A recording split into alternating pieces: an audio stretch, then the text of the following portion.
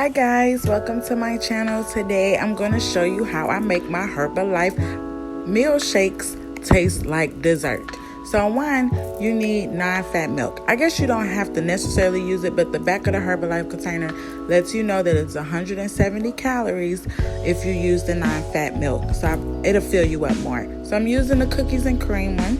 I've put 8 ounces of the non-fat milk in my blender already.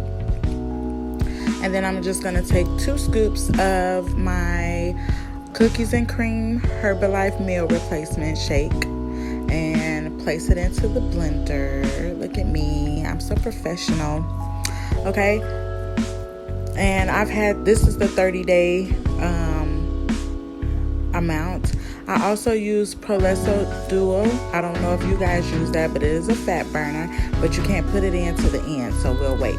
So I'm going to put my ice cubes in the blender, and I am going to cut the blender on low just long enough for me not to be able to hear the ice chunks anymore. I kind of like it smoothie, but not too thick, and I don't like it watery like milk. So I just try to find a middle ground, which is usually about a 20-second blend to me. So with the Prolesso Duo, we're going to put it in right before I feel like my shake is done blending. So here, we're going to cut it off, and we're going to add 1 scoop of the Prolesso Duo. Now, the Prolesso Duo also says that it's 70 calories that you just added to your shake, which is probably why a lot of people don't feel full, because they're not adding a lot to their shake and you just want a snack. So this is going to blend, as the instructions say on the back, no more than 15 seconds. So I'm going to count my 15 seconds out. I love Prolesso Duo because it does take away my cravings, and I literally feel like I burn calories throughout the day. So great product.